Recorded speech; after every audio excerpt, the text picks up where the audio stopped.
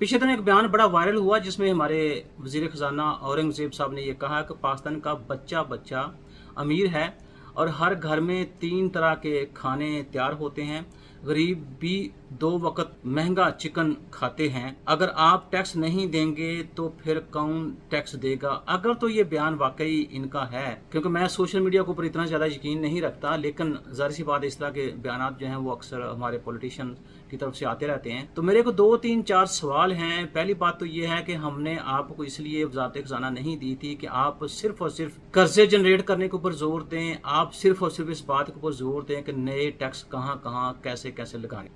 आपको नहीं नजर आता कि पाकिस्तान ऑलरेडी एक ओवर टैक्स इकोनॉमी है? क्या आपको ये नज़र नहीं आता कि हम इतने ज़्यादा कर्जे जो हैं मुल्क के ऊपर लाद रहे हैं? तो क्या ये हम इनको पे करके जाएंगे या हमारी नस्लें जो हैं आने वाली उनको हम मकरूज करते जा रहे हैं? But nobody cares. कर्जे आने चाहिए, हमारी रंगरलियाँ जो हैं वो पूरी होनी चाहिए, हमारे प्रोटोकॉल्स पूरे होने चाहिए, हमारे गैर ज़रूरी अखराजात हैं वो पूरे होने चाहिए, गवर्नमेंट जो है उसकी अयाशियाँ पूरी होनी चाहिए, अवाम जो है उसके ऊपर टैक्स जितने ज़्यादा आप लगाते जाएंगे।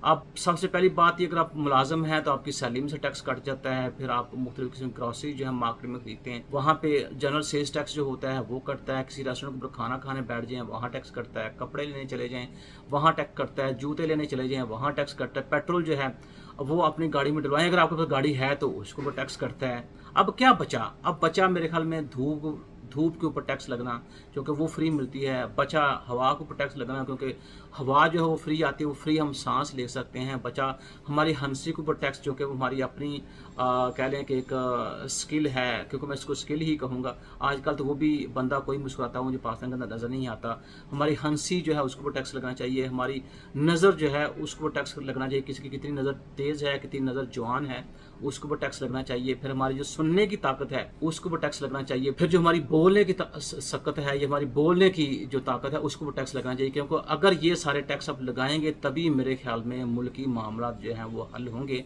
तो आपको ये नज़र क्यों नहीं आया कि पाकिस्तान का बच्चा बच्चा अमीर है तो मुल्क के अंदर almost more than 40% poverty line क्यों है? 28% तो आपने खुद कही है, और साथ आप ये भी कहते हैं कि 26% अर्बन एरियाज के अंदर पॉवर्टी पाई जाती है, 29% वो रूरल एरियाज के अंदर पॉवर्टी पाई जाती है। फिर ये पॉवर्टी क्यों है?